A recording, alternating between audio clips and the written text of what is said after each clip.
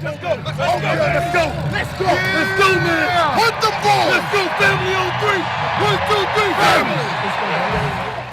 Hello, football family. Welcome in to Huddle It Up Films. Great day yesterday for the Baltimore Ravens. A 34-6 beatdown by the Baltimore Ravens to the previously 4-1 Los Angeles Chargers. Welcome to Baltimore moment for Justin Herbert. Was also a welcome to Baltimore moment for my guest today, Chris, back on the program. Was at the game with some elite company, Ravens analysts everywhere. Chris, how you doing? And how was yesterday, man? Tell us about your day. I'm doing well, man. I got the full Baltimore experience yesterday, and it wasn't my first time going to a game, but it was my first time going through the whole pregame ritual of taking the walk and seeing the marching bands go crazy and just seeing the whole town buzzing is something, I live in New York, so I'm not used to that. So to see all of the Ravens fans and just see how hyped they were and the energy that was in the city, it was crazy. It was crazy to witness. That's awesome, man. I tell people that haven't been to games, they're like, well, I'm not really a big football fan. Or they say, well, my wife or my girlfriend's really not a big football fan. I don't know if I should go with her. And I'll tell them, just go. It's an experience all to itself. Like, even if you're just a casual fan or not really a football fan, just getting into it. And, you see all the pictures. You guys, I'm sure, were screaming like crazy in Yeah. in there in between, like breaking down the game. So that was cool. I've never watched the game with like other people who study the Ravens, so I bet that part of it was really cool too, wasn't it? Oh yeah, for sure. I don't like going to football games, to be honest. I don't well, Ravens games. I go to any other game, but I don't like going to Ravens games, to be honest. But yesterday was the best experience I had. I went with uh my guy Matt Wise. I went with Denard Melton, with Dev, my boy Yoshi, who's like a human computer when it comes to the Ravens numbers and everything, and then the guy that made it all happen, Mike Crawford, aka Abukari. He's the guy that brought us all together. So major props to those guys, man. Yeah, so next time, definitely trying to get on that list, man. I missed it due to some sleep issues and some other stuff that was going on, but I will be back out there. It looked like a great time. So Ravens got off to a really quick start. Just want to read it real quick. They get a stop. They go 12 plays, 85 yards. Get another stop, second drive, 8 plays, 84 yards, up 14-0. Chris, they had the ball for almost 10 minutes in that first quarter and just started wearing the Chargers out early, didn't they? Yeah, they really wanted to impose their will on the 32nd ranked rush defense in the league, and they were able to do what they wanted with them, and they were able to get back on track with this run game. And we saw the three-headed committee that they had. We had with Latavius, they had with Freeman, and they had with Bell. And then, of course, you sprinkle in Lamar on top of that too. So it was good to see the run game get back on track, and actually this kind of looked like a Ravens game where you see them close to 200 yards rushing. I think they had 187 or something like that. So it was good to see them get back to that Ravens style of offense. It was. I mean, we're going to start fast on this show because that was the biggest thing for me, Chris. Like, I love the way that the Ravens won this game because I saw the passing, but I'm like, okay, if we play a team that dares us to run, how are we faring? And here we are. I mean, the backs, for all the talk of their lack of explosiveness, 26 carries, 115 yards, 3 touchdowns for just the veteran backs, not counting Lamar and the Duvernay sweeps and that kind of thing. So just a great day, and it was awesome to see the Ravens pound out the ball like that in that first quarter especially. Yeah, I thought especially Devontae Freeman, he looked good, man. He kind of turned the clock back, and it looked like 2015 Freeman almost. He was the way he was just going through all of those creases, and it looks like he's a little bit more in sync with the offensive line because it's a relationship. It's not just, oh, this is a great running back. It's no, you have to kind of feel out your offensive line too, and kind of feel where their blocks are going to be, and he looked like he had total grasp of it yesterday. And hopefully it's something that we'll see progress the longer that he's with the team. Yeah, I don't know. I guess you saw the TV copy too. I don't know what you studied before you came on, but the announcers were talking about, okay, well, they have Freeman, who's used to outside zone scheme, and basically saying that the best match for the backfield was Lev Bell because he had run in some of those power schemes rather in Pittsburgh. But but among Murray, Freeman, and Bell, and really Tyson, you want to throw him in there too. There's something about the continuity on the mesh in the mesh point too, not just with the offensive line, but Freeman's made like one big play at least per game, and I agree he does kind of look like the most comfortable back there. Yeah, and something because I the second half of the game I was sitting next to Denard Melton, he's the head over there at a Fire Zone show that he has. Go check him out if you can. And I had him in my ear, and having him in the ear, it's like, he's a coach, so he knows what he's talking about. This is a former player over at JMU, so he knows a thing or two about football, and he was talking about the read option, and it worked to perfection where Lamar had the DN just frozen, and the DN didn't know what the hell to do, and then Lamar kind of gave him a little shimmy to the right, and then he just pitched it left to Freeman, and Freeman was able to get the score. So when you see stuff like that in the evolution and how comfortable Roman is getting when it comes to trusting these running backs and having more of a clue of what they're able to do and what he's comfortable with putting on their plate, it's good to see because it's early in the season, and I think we forget that these guys have not been here for a long time. So the fact that they're picking it up this early on it bodes well for them going down the future. Yeah, and it's tough to be patient, but I mean, you have to realize you lose your top three backs. I mean, Tyson Williams is your most experienced back, and I'm sure he didn't get a lot of work with Lamar last year, or really over the offseason until the injuries really started hitting.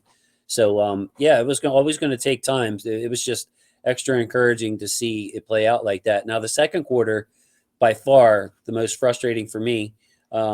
14 total yards on 4 drives, Chris. We only had 14 yards for as great as of the day all around in that second quarter. 3 sacks allowed in that quarter. It seemed like we got away from the run. And that was also when we turned the ball over. The Chargers got their only score of the day, 2 plays, 27 yards for a touchdown. So at halftime, it was a score 17-6. It would have been at that point. It felt like we should have been up more and dominated more by that. That felt like a wasted opportunity. Yeah, the Lamar pick, it was a strange one, and even he alluded to it where he was just like, I didn't see the guy, and it was just one of those things where he just locked into Bateman, and he was like, I'm throwing it right there, and he didn't even account for the linebacker that was just standing there the whole time. So you're gonna get those. I mean, he's 24 years old. I mean, there's times where you see Aaron Rodgers make a play like that, and it's something that it's not something to be alarmed at. Those kind of boneheaded plays happen sometimes, and I wasn't too worried about it. But the way they closed out the second quarter, the first half, it was weird. Like they had it midfield, and they let the play clock run down. They ran their first play, and they let it run took almost all of the clock, and then they had the sack, and I think they might have had 2 consecutive sacks to end out the second half, and it was just a weird way to end the half. It was, and it felt like one of those, like for any baseball fans out there, where you leave you're winning, but you left a bunch of runners on base, and you just left the door cracked open a little. And with the way Los Angeles was entering this game, that was the most nervous point for me. I'm like, well, yeah, we have the lead. All the signs are good. We're running the ball. We just got away from ourselves. But going into the half, it felt like we should have been just absolutely blowing them out. I mean, the defense was playing lights out all day. But that was easily and quickly eased in the third quarter. We cruised to a victory pretty much. We scored all 3 possessions of the third quarter. Game was pretty much over by then. A lot of the Chargers' yards seemed like it came on, like I think it was their next to the last drive. It was their first drive and their next to the last drive. Everything else in between, just a total lockdown by this team. And they cruised to a victory, Chris. Yeah, hats off to Wink and the defense. I think the 3 MVPs were Wink, Deshaun Elliott, and Josh Bynes, because it was night and day compared to last Monday night, where it was just Carson Wentz could do whatever he wanted to do, and it was just we know if the Ravens would have lost that coin toss, they probably don't win the game because of how the defense looked. And yesterday, to do that to one of the best offenses in the league, it was remarkable to see, and it blew me away because I was not expecting that kind of dominance. Me neither. I expected a shootout, a close game. Yeah, I picked the Ravens to win, but in our pool. But I really didn't know how this was going to go because I want to focus on the defense of the Ravens versus that offense. The Chargers were fourth in pass yards, and the Ravens were 28th in pass yards allowed.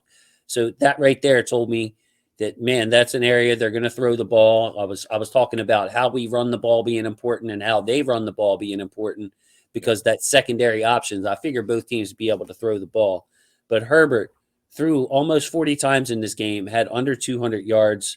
The Ravens weren't blitzing a lot. They were just very sticky in coverage. They were in the passing lanes all day. And then the Chargers, 26 total yards rushing. Third downs, they were 3 of 12, 3 fourth down stops. I mean, yeah, let's keep it on the defense here and just talk about what a performance. You mentioned Wink as one of your MVPs.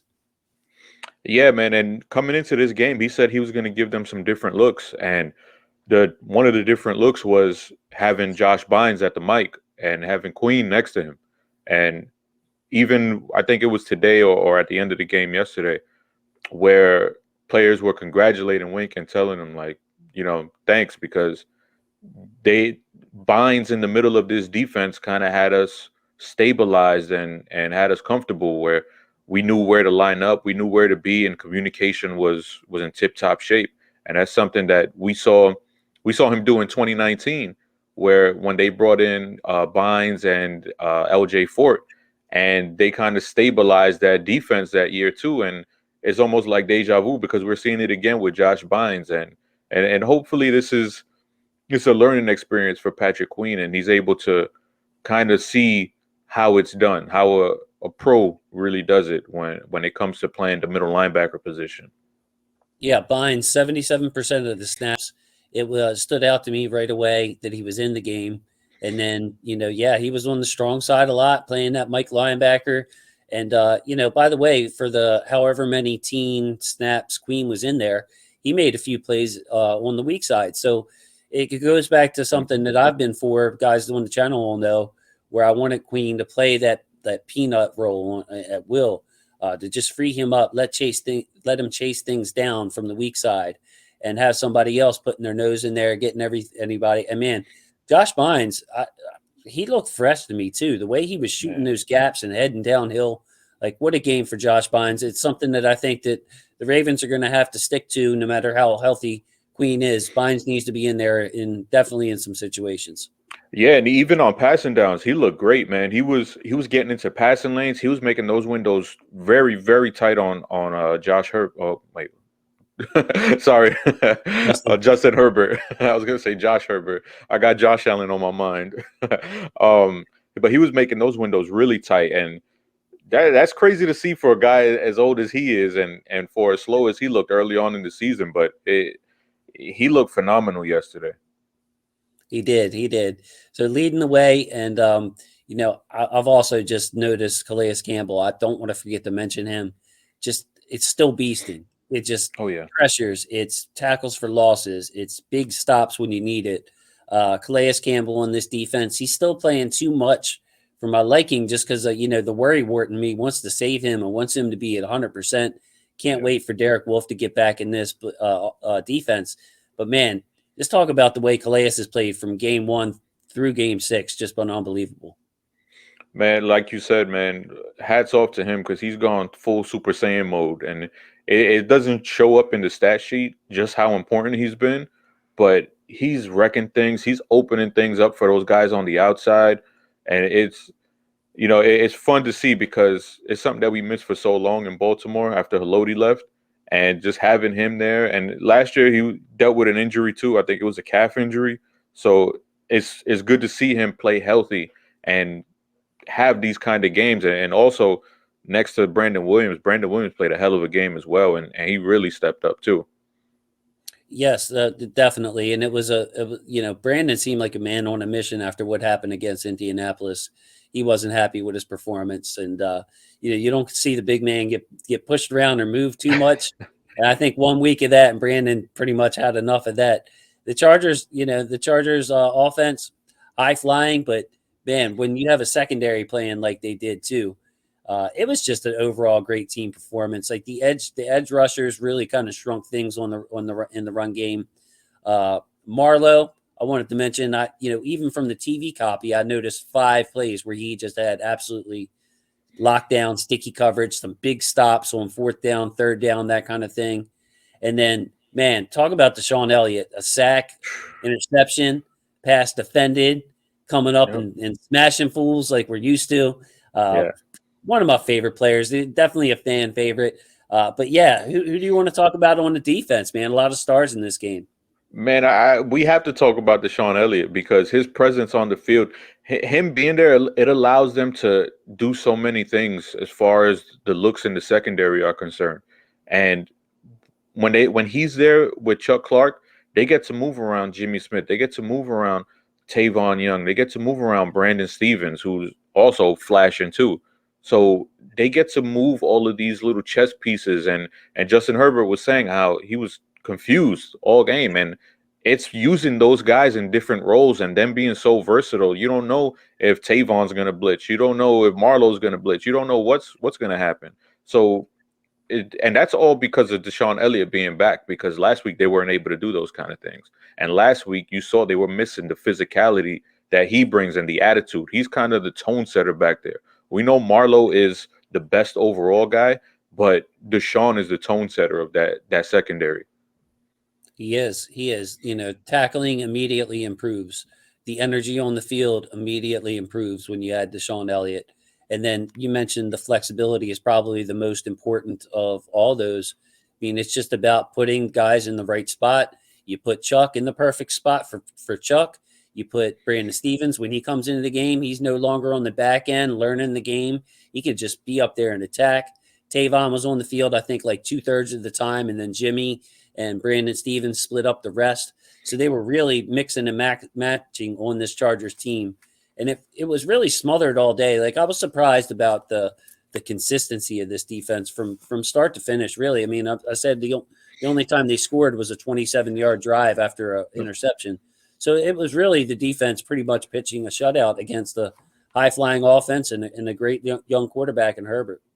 Yeah, it was weird. I don't know why they kept trying to attack Marlowe for whatever reason, whether he was on Mike Williams or Josh Palmer.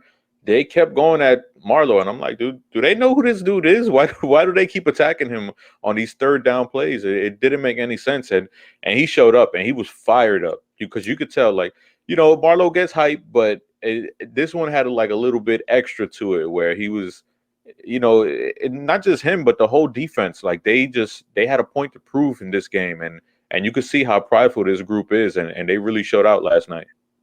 Well, yesterday. Yeah, it's a great sign, Chris. Like everything about this game is a great sign.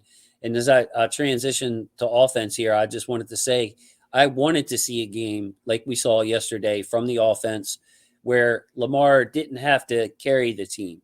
Like where, it would have been great if Lamar played an A game yesterday. I'm not saying I wanted to see him have what I consider an average game for Lamar.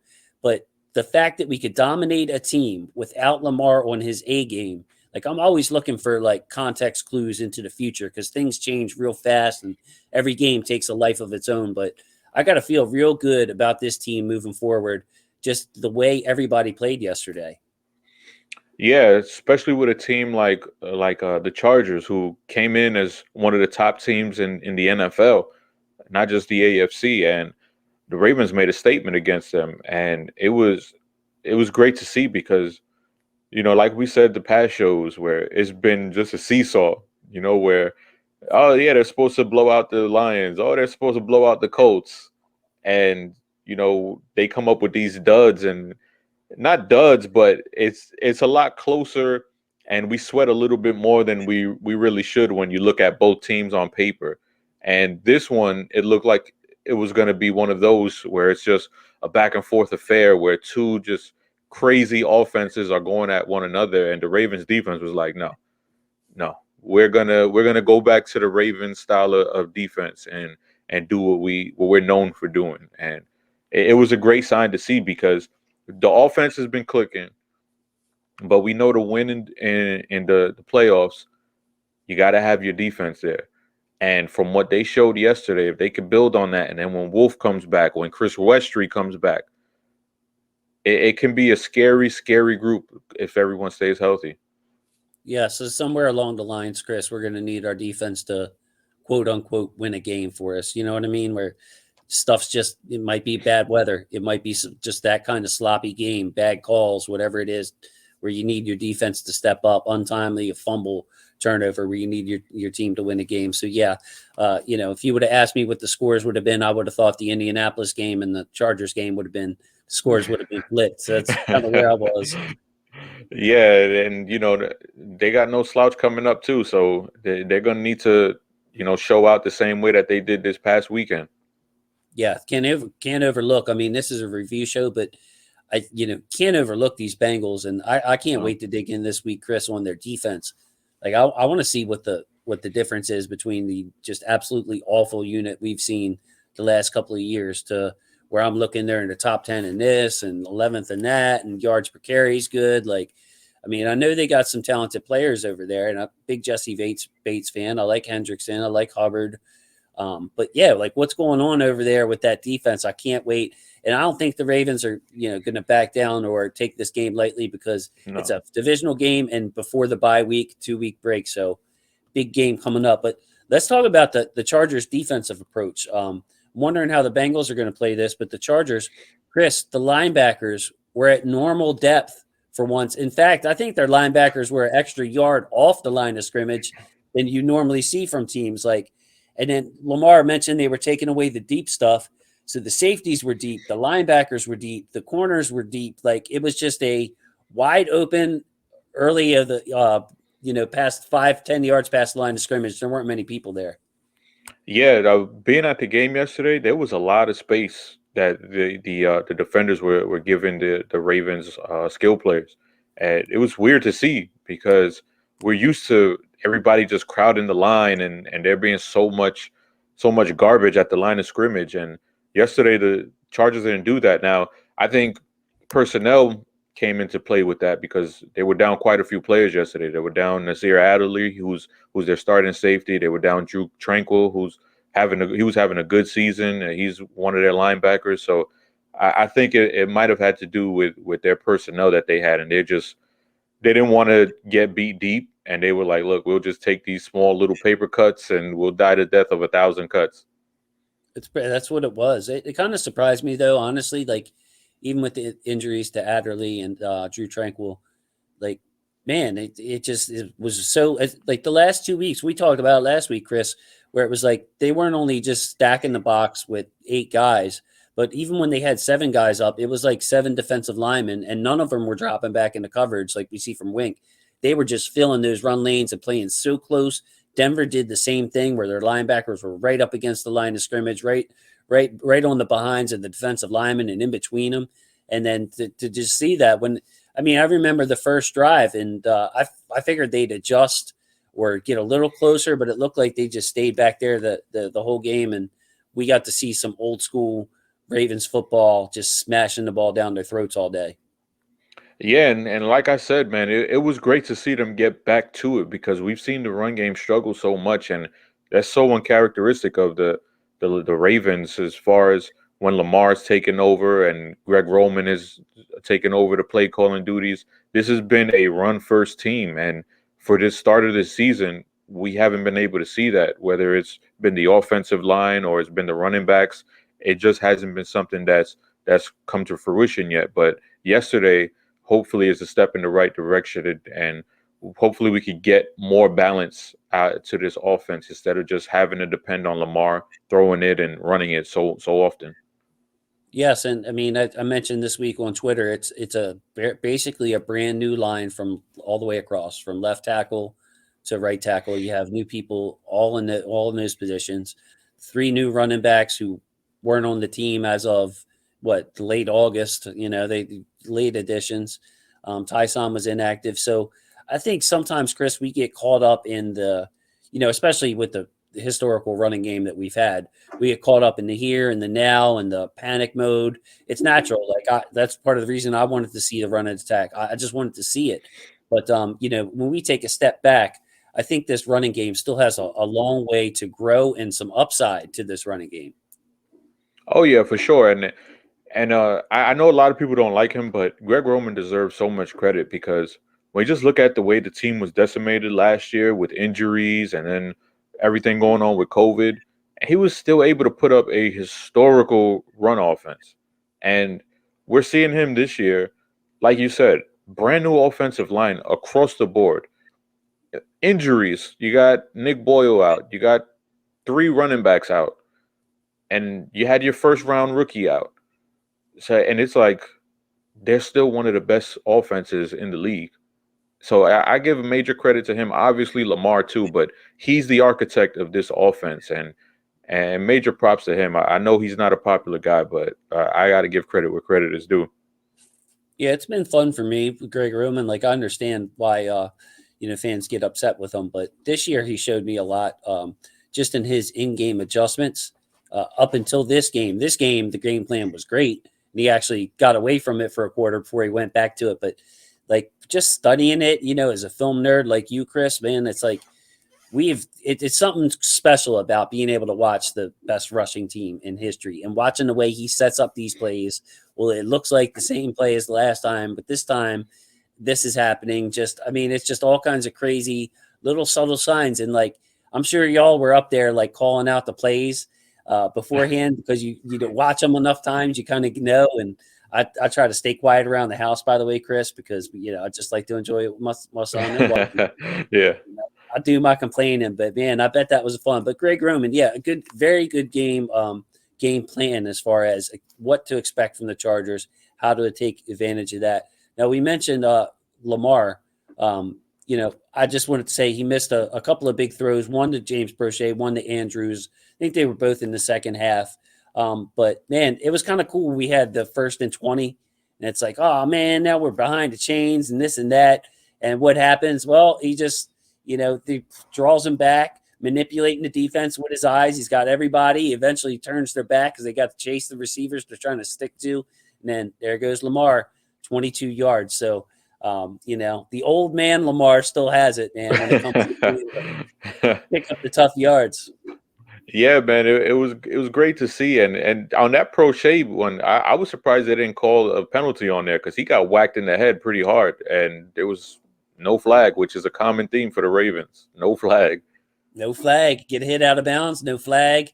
Lamar was dancing on the sideline, though. People were more upset about that than I was. It's like, I got to think of it as a defender, man, as a former safety. You want to dance on the sideline, man. Don't expect me to sit there and watch you dance. Like, I'm going to make sure you get out. So I give the refs a pass on that, Lamar. But yeah, Lamar has had to do so much for this team.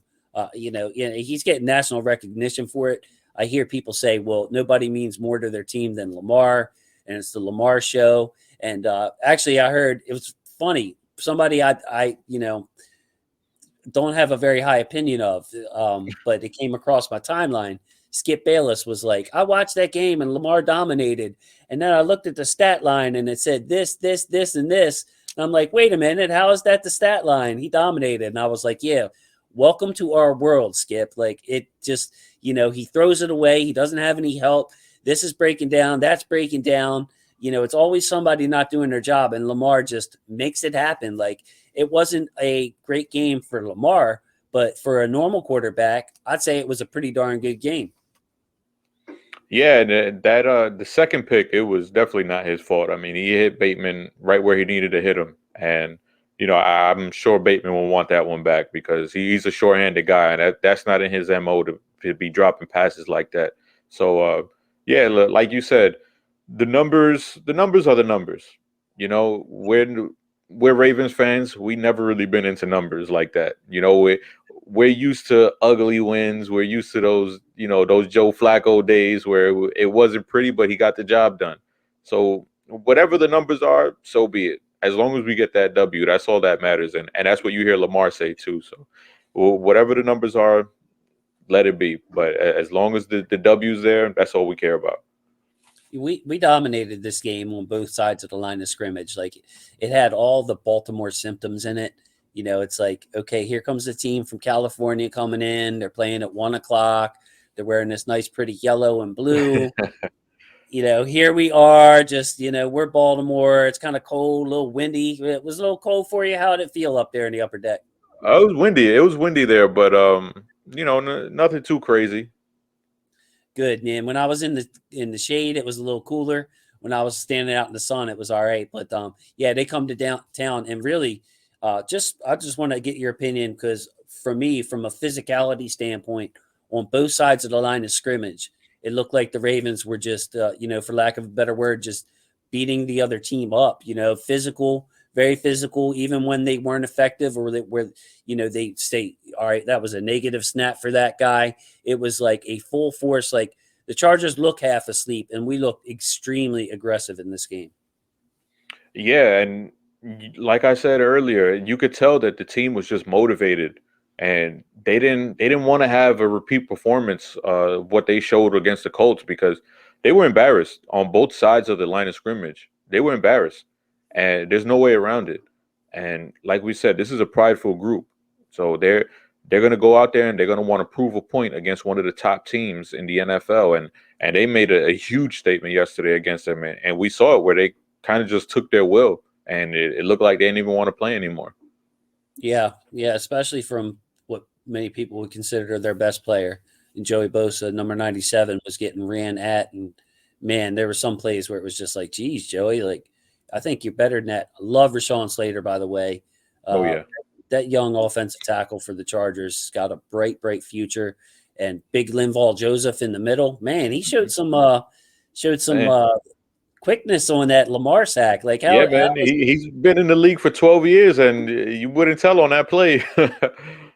I mean, I just seen, Adoree Jackson can't chase Lamar down, but Linval Joseph does. You know what I mean? Like, my goodness. But yeah, other players on the offense, there's a few guys we could talk about. Who do you want to start with, Chris?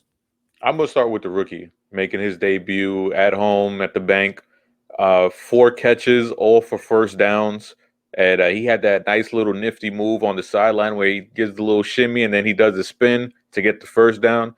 So it was good to see. He did have that one drop late in the game that turned into an interception, and I'm not worried about that. That's not something that came up on his tape at Minnesota. So um, I was thrilled with what I saw from him, and thrilled to see Lamar go to him in big spots when they needed first down conversions, and him being that reliable guy. And it's kind of what we talked about last week when they lost Sammy, and we're like, yeah, they lost Sammy, but now you're going to put this guy with a higher ceiling who might be able to maximize those touches more than Sammy would. And we saw it yesterday on that play where he was able to do a little bit more than Sammy can with it. Now I'm greedy. I just hope that we get to see all three on the field because they all bring something a little different. Like I did miss Sammy's like zone beating skills in this game. I could have saw him having a big game too. But man, as far as Bateman, his route running shows up right away, and his just attitude and yak. Like there's a little Steve Smith in this kid. There's a little Anquan Bolden in this kid. There's a little Derek Mason in this kid. Like all the tough Ravens receivers of the past, he's got that. Plus, he's got that. But the route running though, that one first down, Chris, I think it was only a 3 or 4 yard gain, but that's right where the sticks were. The corner was playing it right. The corner's eyes were in the right spot. He was looking at Lamar, made his break early. It was a really good aggressive break by the corner. Great throw by Lamar, by the way, on this. But like his Bateman's feel for the routes were evident in this game. I thought just the routes themselves, not the yak. Yeah, and it was great to see because he and Lamar, they didn't get it to work a lot together. So for Lamar to trust him on those third down situations so much, it was great to see because it's like these guys barely got any work together. Lamar had COVID, then Bateman had the injury. So for them to kind of be on the same page and have that rapport with one another in just the first game, it's a great sign to see, and I want to see it build as the season goes along. Man, it wouldn't it be special if he had that kind of connection with Lamar like Andrews did from day one? Oh I mean, yeah, 100%.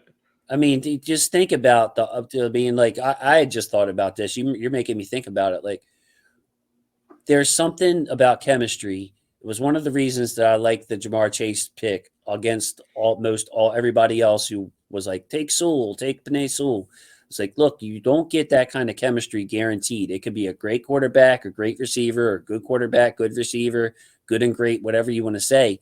And it takes some time to work it out. And, if it takes 2 years, then you only got another couple of years together before you got to pay up for that. Like, if the Ravens and Bateman and Jackson have a connection from off the bat, I mean, look out for the rest of the league in this passing game, because what he's already got with Hollywood and Andrews. Yeah, and I think what we're seeing with Lamar is he's not just trusting Hollywood or Andrews anymore. He's expanding that portfolio, and he's giving trust to guys like Prochet, trust to guys like Duvernay, and now entering Bateman, and then we had Sammy before the injury. So he's expanding his portfolio, and he's like, I'm going to trust my guys. I know they're going to be where they need to be, and I know they're going to catch the ball. And it's really special to see, and we saw it at the end of that Colts game where I think he hit 5 different receivers on the last drive. So it's fun to see, because how do you play defense against that, of somebody who's gonna spread the ball around and also probably be the most dynamic athlete in the NFL?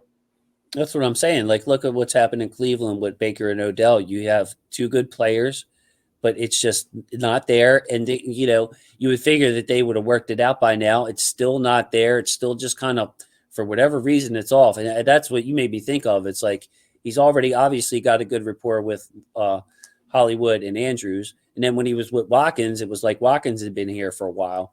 So you had Bateman, like you said. How are you going to defend this offense, this passing offense, without pouring just a ton of resources into it? And even then, you see successful passing offenses, no matter how much you try to stop. You don't want to be blitzing Lamar, because, I mean, that's just a high downside for blitzing Lamar. You've seen him burn you with the blitz.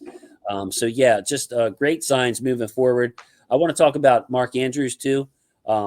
Again, just a chain mover and a touchdown maker early in that game, and then the touchdown, I believe it was in the third quarter. His blocking was very good. You saw it on the Bell touchdown, was an obvious one, just driving the guy. A couple other times. Can't wait to get to all 22 and watch Mark in this game. Yeah, man. Mark Andrews, he's probably playing the best football of his career right now, and he's looking like one of the best tight ends out there, and he's showing the fans why they gave him that kind of money with his extension, and he's showing up. Another touchdown game for him, a bunch of big catches for him. Probably could have had another touchdown if he just got his legs up just a little bit more. So it was good to see him out there and just really come into his own, because there was a lot of attention on him when it comes to the big games, and deservedly so. So there are some games there where he should have had some big catches and he wasn't able to secure them. But now he's, I think he's heard some of that criticism, and it looks like he's taking his game to the next level. That's something that you love to see after you give a player a big contract, because sometimes it goes the opposite. And the desire, that fight, that chip on your shoulder goes away. But, I mean, Mark came back working as hard as ever this offseason, and it's really, really paying off. Wanted to talk about Pat Ricard, too. 55 snaps for Ricard. Now, that's by far the most we've used him that's really a couple of games worth for Pat. So I don't know if the Ravens were trying to dictate coverage to the Chargers, saying, all right, well, your best linebacker is out. You're going with guys that haven't played much. We're going to put one running back and our fullback. And of course, we'll always have at least one tight end on the field, where we dictating coverage. But I don't know if you noticed it from the seats or on the rewatch, but Pat Ricard was kicking ass all night. Or all day, and that's the first guy I'm going to do a film called up. As soon as I get the film, it's going to be the Pat Ricard show, because it was with special teams, the whole thing, man. It was a treat. That's going to be a good one, man, and that's one of the tone setters. If you want to be one of these bullies and do what you do on offense, that's one of the main guys that's going to show up for you, along with who was there before with Nick Boyle. Those are the two guys who. They're not the names that the national media talks about, but these are the guys that make it possible for the Ravens to run the kind of offense that they run, because of guys like Pat Ricard and Nick Boyle. And like you said, man, they don't get the recognition they deserve, but us Ravens fans who watch them every week, we know just how important these guys are for the team. Yes, because it helps the flexibility. I mean, it's just like, okay, well, if you got your 5 linemen and Lamar, who's your 5 skill players? And it's like, go ahead and try to pick them out when they're all healthy. You could pick out any kind of combination of 5 guys and be able to threaten that defense in multiple different ways. So again, context clues. Looking forward, Chris. Like, we want to go big, we can go big. We want to spread you out, we can spread you out. It really comes down to this offensive line. So there's 2 people I want to talk about on this line. Anybody else on the offense you want to talk about before we get to the O line? Yeah, I want to talk about one guy. He didn't have many snaps. He only had 4 snaps. I want to talk about Miles Boykin, because Miles Boykin, he made one of the plays of the game, in my opinion, down at the goal line on the Le'Veon Bell touchdown, where he comes back and he cracks a DB and he ends up taking out another guy too. So he got a 2-for-1 on that play. And I think those were his first offensive snaps of the season. And but 2 of them where he was on the field resulted in touchdowns where he's blocking. He had a block on the Devontae Freeman touchdown too, back in the end zone. And then he also had a catch. So I bring this up not to say like, oh my God, this guy's the savior of the offense, but he's an important part of this offense, and he's been an important part as far as the run game is concerned. When you pop in the film and you look at all the long runs for the past 3 seasons of the Ravens, more times than not, you'll see Miles Boykin blocking his ass off on one of those big runs. And you can say what you want about him as a wide receiver. A lot of it is it's valid. He has not lived up to his draft position as a 3rd round pick, and his expectations were a lot higher than he's proved to be so far. But as a guy who can not be selfish and who won't pout, because we see guys who don't get the ball, they don't want to block, they don't want to do the dirty work, and he's been such a selfless guy in Baltimore, and he's done his job and done what he needed to do, and he's also one of the best gunners too. So he has a valuable role in this team. It's not a 10 touchdown guy, a 1,200-yard receiver, but it's a valuable role that he plays, and he does it without complaining, and you never have to worry about his effort, and that's a guy that I would always want on my team. Yeah, and he's not even a 20 catch guy. Like, his receiving is that nil unless it's just opened up. And I'm not going to rag on him for his receiving skills, but man, yeah, the gunner, him and Wallace at gunner have been just unstoppable. I mean, we didn't punt much yesterday, but my goodness, like, they're just beating their men. Even when it's a fair catch, you could see it. And then that block, I was kind of wondering. I thought they outlawed that, the old crackback block that I used to take advantage of much bigger guys on the field when I was a wide receiver, like find the biggest linebacker I could and just smack them for once, just some payback. But yeah, man, he took 2 dudes out on that play. It was beautiful. But I also wanted to say, like, saying Miles Boykin is a good blocker it ain't doing it justice. It's like saying Nick Boyle's a good blocker. Nick Boyle's a great blocker because he can block any kind of position from any kind of position. You can put him on, block, have a DB from over here. You can line him up in the backfield. Boykin, obviously he's blocking other corners and safeties, sometimes a linebacker, but it's next level blocking. It's not just blocking your guy for 2 seconds or a second and a half. It's blocking him for 3 seconds, running him out of the play, just giving the ball carrier behind him any way he wants to go, they can go. His arms seem like they're 5 feet long. When Miles is locked up on somebody, they're not going nowhere. So yeah, I mean, opinions of Boykin are all over the place. I'm very, very low on him as a receiver, but at the same time, I'm very, very high on him as both a gunner and especially as a blocker, Chris. Just ridiculously specially talented in those areas. Yeah, and then there's a place for those guys like that in the NFL. We see a guy like Matthew Slater who's carved out a very long and successful career. Some might say a Hall of Fame career as one of the best special teamers of all time. And I think we could see something similar like that from Boykin, where he's a guy where most people don't know his name, most people don't know who he is, but the guys on the team love him, love his effort, and love what he brings. So on this offensive line, Tristan Cologne, I believe he dropped the Castillo from his name. So it's Tristan Cologne. He played. Bozeman was hurt early in the third quarter. Cologne came in there. Didn't look like any beats were missed. Hopefully Bradley will be back soon. But I thought Cologne did a nice job handling Big Linval Joseph in there, and it's going to be an asset to have him. Possibly patch up time if we need him. If we have an injury to Bozeman, he's the next man up. So it was a great sign that the direct backup to that position came in and got some playing time with Lamar. Yeah, and Bozeman, after he got hurt, he actually came back in for a series, and they took him back out and they put Cologne back in. And I think that's valuable snaps that he can get against starters. And like you said, just in case, I mean, we've seen the injury bug just ravage the Ravens. So there's a guy there who you can feel comfortable putting him in case you have something happen to Bozeman like it did yesterday, or just knock on wood, hopefully nothing else happens to him. But at least you have a guy who's had playing time against high level starters and not just a guy who you don't know what he can do. You've only seen him perform in the preseason and practice. Yeah, I'm glad you saw it that way too, because I thought it was just a shrewd move by the coaching staff. Like you saw Bradley on the sideline smiling, visibly saying, I'm okay, I'm okay. Yeah. And, if this was a playoff game, Chris, I'll bet the house he goes back into that game. But I think the coaches looked at it as it don't matter. We look at the score, look what we're doing to him. Let's get our backup center in there and let him work with Lamar and see what we got in Tristan Cologne. And I thought he handled himself pretty well. Can't wait to go back to the tape and watch it. But the offense looked like it had while Bozeman was in there.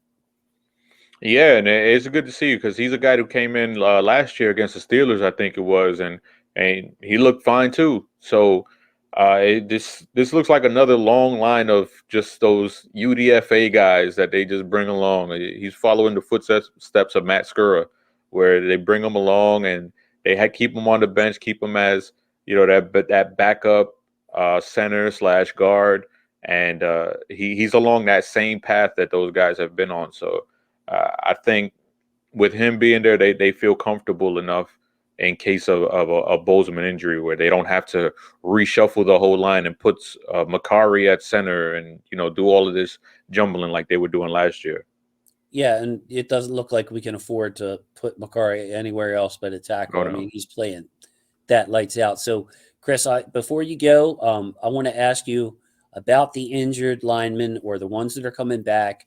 And how this rotation looks going forward. So, Ronnie Stanley, you can speak on. It would be great if you could give, a couple of cents on that. Plus, where does Tyree Phillips fit in? We saw him. He looked great. You can see his athleticism. To me, it jumps off the page compared to a guy like Ben Powers. Like, I like Tyree Phillips, but maybe you hold him back as a tackle depending on what's going on with Ronnie. And then, of course, you got Ben Cleveland, who's out, who is eventually going to come back. So, let's play in fantasy land here for a second and pretend that everybody's going to stay healthy for the rest of the season. That's not going to happen, but just kind of kidding there. But yeah, Ronnie, and how does this line shape up in the future? Like, I'm just interested to hear what you have to say on this.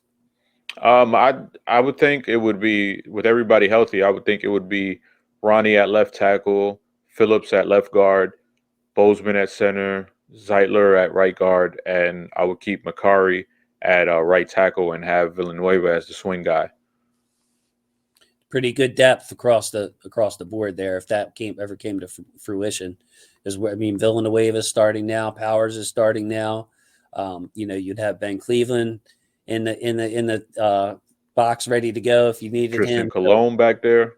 Tristan Cologne, thank you. Yeah, man. So it's a really good sign, but I'm interested to see how they work that. Because we were just talking about how it takes continuity within this line. It's 6 games in, and we finally saw it from the offensive line in the run game. Pass pro though, man, they took a step back yesterday, but they have been really good in pass protection too. Yeah, we kind of saw a few little hiccups from Villanueva there, and you saw a couple from Makari against Bosa, but that's expected. You're not going to have 100% win rate, and it's been fun to watch this offensive line come together and gel as a unit, even with all the injuries that are going on. Because Ben Powers, he was a guy that was getting switched in and out with Ben Cleveland, and yesterday he was in the game the whole time, and we had, I think Phillips had like 4 snaps or something at right guard, I think it was, when they took Zeitler out for a little bit. But I wonder if they'll go back to kind of doing that interchanging where Powers gets a series, Phillips gets a series, Powers gets a series, Phillips gets a series. I want to see if they'll go back to that the way they were doing with Powers and Cleveland before Cleveland got injured. You know what, Chris? My opinion is I definitely think they do that as early as next game because it takes a while to get back into shape. There's no reason to just yank Powers out right now. You start Powers, you let Powers play for 2 series, you bring Phillips in for a series, then you let Powers play 2 more. That seemed to be how they were doing it with him in Cleveland. And then in the second half, depending on how it's going, if you have the lead, you leave Ben Cleveland in there and you let him. Like I could see them doing the same thing with Phillips. But I do think Phillips does something better than both of the Bens, and that's his movement pulling. It's just like you can score it like Powers. Yeah, he made his block. Yes, Cleveland made his block. But when Phillips makes his block, he's there and clearing out people and under control an extra half yard, which means like the world to a running back. I mean, that's all it takes is just what was it, 12 inches a day, like Gale Sayers. Like I really love the way Phillips moves in that guard spot. Yeah, and he's a guy that they had high hopes for. I mean, I think people forget he was a 3rd-round pick. You know, everyone's going crazy over Ben Cleveland, but Phillips was a 3rd-round pick too. They have high hopes for this guy, and he did win the starting job. He was the starter in Oakland. Well, Oakland, Las Vegas. He was the starter in Vegas. So they want to see him there. They want to see him develop. And like you said, I think he has the highest upside out of those guys who are fighting for that guard position. And just as a natural athlete, size, power. I know people go crazy over Ben Cleveland, his size and the power that he has, but I think Phillips' power it shows up a lot more on tape than Cleveland's does. Yeah, and I've given up my own personal preference, which was stick Tyree at right tackle, let him practice at right tackle, let him be right tackle. Like I was saying this with Ronnie's injury and everything, before the season, and I was upset that they keep moving poor Tyree around from play right guard, play right tackle, play left tackle. The preseason game, you're going to play left tackle. Now let's play some right tackle. Like I don't think that's fair to Tyree. I would have liked to seen him just play at tackle and give him a chance there before you say, oh, he can't play tackle. Let's move him to guard. Like tackles are harder to find, yada, yada, yada, Chris. But if I'm not getting my way on that. Sometimes as a fan, you got to realize that if he's our best left guard, and they showed they want to put him in at guard again yesterday, let the kid play guard and see. So I have to get your final thoughts on this game, maybe what it means going forward. Anybody else you want to talk about? It's your time, Chris. So take your time if you'd like and give me some thoughts on the game and wrap up the session for us, man. Man, I want to thank the Ravens because that was the best in-game experience I've ever had in my life. So Nice. I was nervous. I was like, damn, man, I don't want to be going back to New York thinking about a loss. And they dominated. You know, it was a easy game to watch. It was just easy. It was cruise control the whole time there. So props to the players, props to the coaches because they really came out. Even though they won on Monday night, you could tell they were not comfortable. They weren't happy with just winning. They wanted to get back to Ravens football, and they really did that yesterday against one of the top teams in the league and one of the most exciting teams and most talked about teams because it was the Chargers this, the Chargers that, Justin Herbert, and they came through and they killed all that noise, and it was great to see. Yeah, another notch on the belt for the Ravens, so to speak. Kansas City and LA, they finish with the AFC West, which are all conference games, so they count more than these NFC games. You look at the Bengals; they're finished with their NFC North. They went, I believe, 2-2 against the NFC North. So whereas the Bengals have played all these games that matter the least, the Ravens have handled business, played all the AFC West. They played Indianapolis, only one loss in those games. So great start. It's really all about the division from here on out for the Ravens. It's every game counts, Chris. But what I'm saying is, if we handle business in the division, we're going to be more than okay in this AFC playoff picture, man. When you take a look around. Yeah, and when you look at their schedule coming up after the bye, it's they have a pretty light road as far as the middle of the season is concerned, because they're going to have to gear up, because the end of the season is going to be rough. They have LA, they have the Browns, and they have the Steelers, then they have the Browns again coming off of a bye, then they're going to have the Rams, the Packers. So it's going to be a tough finish for them, but uh, they look great, man, as far as as we see right now, and hopefully they have these reinforcements coming. I mean, things look bleak with Ronnie, but hopefully, if we all pray hard enough, we'll get Ronnie back. We're gonna be getting. We have Phillips back already. Hopefully, Boyle will come back after the bye. Chris Westry, Derek Wolfe. So there are reinforcements coming, and hopefully everybody could just stay healthy, and they really get the ball rolling at towards the end of the season as well. Yeah, at 5-1, Chris, it was like the easier part of our schedule was in the beginning was this giant home stretch we're going through. But the problem with all that was we were just smashed with injuries from the start. So it's like, oh man, we might be even the better team, but we need to get off to a really, really hot start and capitalize on this schedule because of the tough schedule that's coming out. And to be 5-1, man, just a huge, huge boost to this team, Chris. And I just wanted to thank you again for joining me. Took the train, man, had a long day, went to work, had another long day. So this man came through for the channel, man. I really appreciate you, Chris. Thank you, man. No doubt, man. Thank you for having me. As always, man, it's always a pleasure speaking and chopping it up with you. I mean, dude, you were back by popular demand. Like, let's not just act like I was the one that wanted you back. Everybody wants to hear from Chris. So, of course, we had to bring you back. Chris, 3-0 on the program, all right? So 3-0, man. We're gonna be careful with that, man. We're gonna be careful with that. But, thank you to my football family out there. I love y'all. Thanks to Chris, Deep Cover Pod. Make sure you catch him. The links will be right there in the description. We'll always pump that out. Michael, Carrie over there. But thanks so much for joining us. I appreciate you. Chris, say goodbye to people now. Peace. Have a good night, everybody. Thank you.